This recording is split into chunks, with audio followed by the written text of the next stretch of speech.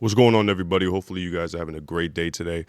In this video, I'm going to be doing a trading recap on how I was able to make $1,300 day trading US 30 in just the matter of a few hours. This is essentially my current markup that I use. So I know a lot of people are going to be looking at this like, what the heck?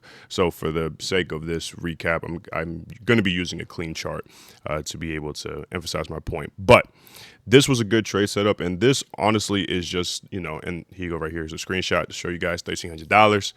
If you're new to trading or if you have any questions about trading, free Discord is in the link in my description. I've traded stock options before. I've traded crypto. I've traded futures. I've pretty much traded almost anything you could think of. So if you guys are learning about this process and you're new, you can go ahead and there's many courses in there. I do trading markups. I do trade alerts. I send pretty much anything, and I also answer any questions you guys may have in the main chat, okay? So let's go ahead and let's hop into this. And this trade, I felt pretty good about it because the thing is, when you guys have a trading system that you've mastered, that you've practiced, when setups like this, come in front of you, you're not excited or you're not like, oh my God, like you don't really feel any type of way. You're just like relaxed because you're like, oh, okay, I've seen this before. I know my risk management plan. I know my entry, my exit points. I'm pretty much just going to hop into it and I'm just going to feel okay about it. So this was one of those trades, right? And it didn't start out that way, right? Because this trade doesn't just showcase how I was able to make money. It also showcases like the aftermath of, news coming out. So as you guys can see right here, this was the point in which I entered into the trade, and I'll hop into that in a second. But on the 4-hour time frame, right, there's a few things that were interesting that happened earlier that week that led me to wanting to take this trade and led me to overall feeling confident about it. First and foremost, Trump.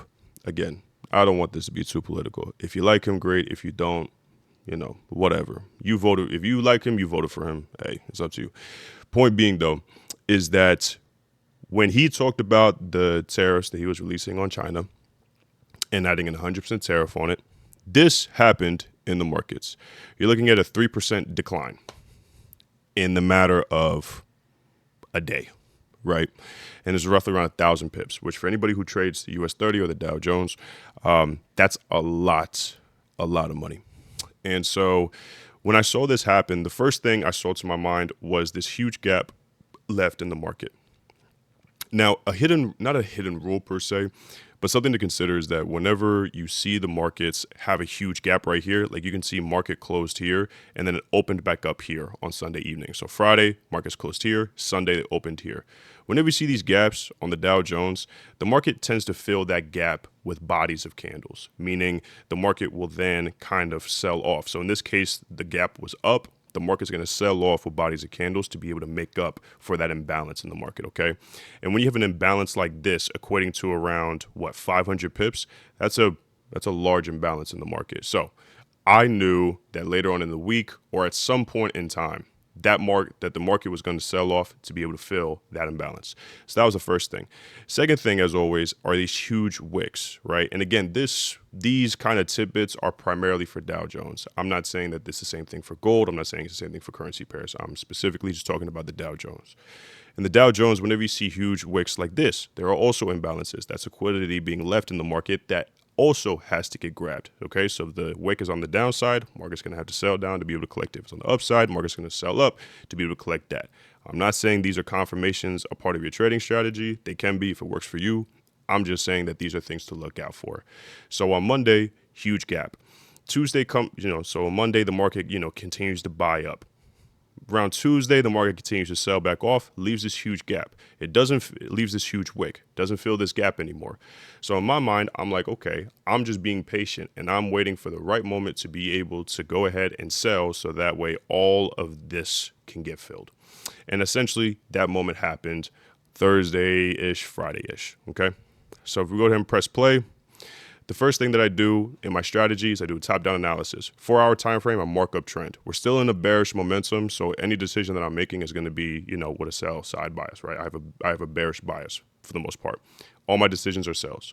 Then I hop onto the 1-hour time frame, and that's when I mark everything up. So as you guys can see right here, the first thing I do is I mark up order blocks. And again, an order block, for those that don't know, is when institutions essentially are taking all of the liquidity out of the market, and that's what they leave behind from a technical perspective, right? Huge impulse move on the downside. Institutional buyers are done, and now the sellers are coming in to be able to take control. So this order block came here, market came up. We have this candle, huge red candle down there, impulse move on the downside, order block was created. Second thing is I mark up my fair value gaps, which you have one right here below the order block. And in my opinion, the closer the fair value gap is to the order block, the better, because then essentially you just have to worry about this area, right, for in regards to possible entries. Okay. Same thing. I mark my order blocks on the downside too. So as you guys can see right here, market has a huge impulse move. I set my order block to collect this wick as well. And then I just move it out just like that. And we also have a fair value gap down here too. Let me go ahead and show you guys that. Clone it. And that's an order block. I want to keep that there. Fair value gap is here. Great. Fair value gap is right there. And also, if you're watching this right now and you are like, I have no idea what he's talking about, don't worry, because I will be posting more videos kind of doing a deep dive into order blocks and fair value gaps. But just for the sake of this video right now, this is just a trading recap. So feel free to watch. Don't get stressed out. Now, for those of you who are familiar, though, with this strategy, right, again, I'm essentially using SMC frameworks. You guys know that there are different breaks of structures, change of structures in the market. I'm not going to mark that up in this video, but just to show you guys, right, you guys can see right here, my break of structure, change of structure on the 1 hour time frame, and so on and so forth. So I do mark it up, but I just want to keep it clean for right now. Okay. Once I have my order blocks, my fair value gaps on the 1 hour time frame, I then pull out my Fibonacci retracement tool because, again, once I see the order block, I have the fair value gap, market slightly below it. There's also this wick too on the 1 hour time frame. So in my mind, I'm pretty confident the market's going to sell. So we just have to be smart about it, okay? But I draw my Fibonacci retracement tool from the market high all the way down to the market low. So you guys can see right here how the fair value gap pretty much aligns perfectly with my 786 level. And when it comes to entering into trades, I use the Fibonacci retracement tool to be able to get those sniper entries. So if I drop down from the 1 hour, then I go to the 15-minute time frame, and then I can just, manually enter the trade if I want to. Or in this case, I just put a sell limit at the 786 level. So I didn't have to, sit and wait for the trade to happen because, again, on the higher time frames, I knew the market was going to sell. I'm not going to sit and be on my laptop for the next, 6-7 hours while this happens. Or in this case, a few hours. So my entry is at the 786 level. Now, one thing I do want to mention is that I could have entered also at the 786 level, but 618 level. But understand that if I enter here, my stop loss is still going to have to be slightly above market high.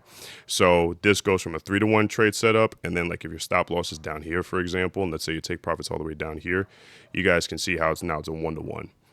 Which again, not the end of the world if that's something that works for you. But for me, I personally don't want to enter the 618 level. My ideal entry is at the 786. Okay, my stop loss is 300. Take profit is basically 1,000 pips overall. 3-to-1 risk to reward. Great setup. So we have a great risk to reward.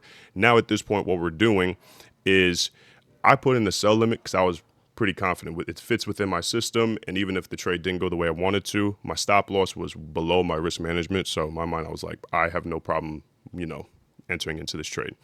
An additional confirmation some people could have is you could wait to see how the market reacts to the fair value gap, right? You could see if the market closes above it, below it, in the middle of it, whatever the case may be. But in this case, I just went ahead and put in my sell limits and just walked away from the trade. So if we go ahead and press play right here, market's kind of doing its thing. It's consolidating, right? It's trying to make a decision.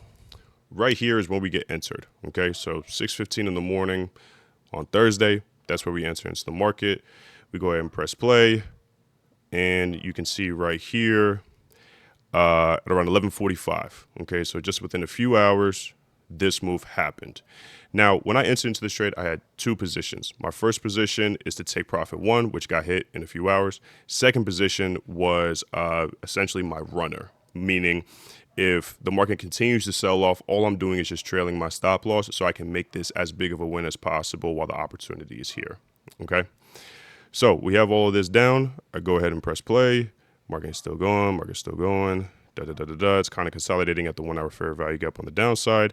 And just like that, trade at take profit. Okay. So the entirety of this trade lasted for around almost 24 hours, but my take profit 1 got hit in just a few. Take profit 2 got hit in an hour after that. So not that big of a deal. Overall, great trading setup. And this, again, there was very little drawdown in this trade.